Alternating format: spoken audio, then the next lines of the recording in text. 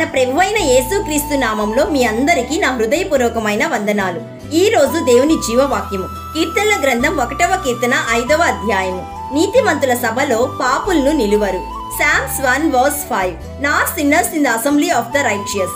ప్రియ సహోదరి సహోదరుడా, నీతిమంతులను పాపులను తండ్రి అయిన దేవుడు వేరుపరుస్తాడు అని దేవుని వాక్యం సెలవిస్తుంది. తీర్పు దినం రోజు పాపులు నాశనానికి నడిపించబడతారు. కాబట్టి న్యాయ విమర్శల్లో దుష్టులను, నీతిమంతుల సభలో పాపులను నిలువరు. ప్రియ దేవుని బిడ్డ, నీవు పాపులు చెప్పే ఆలోచన చేయవద్దు. అటువంటి వారికి యేసయ్య అంటే భయం ఉండదు. యేసయ్యను గురించి మాట్లాడరు, యేసయ్యను నమ్మరు. వీళ్ళ జీవితంలో పొందే ప్రతి ఆశీర్వాదం వాళ్ళ శక్తి వల్ల పొందాము అని అనుకుంటారు.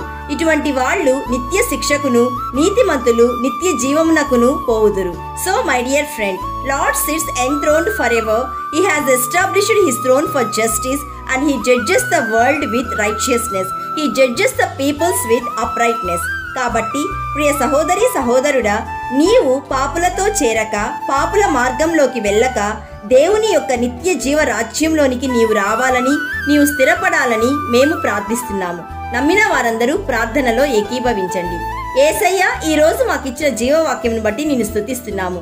తండ్రి, మేము యథార్థవంతులమై నడుచుకున్నటకు మీ కృప దయచేయండి.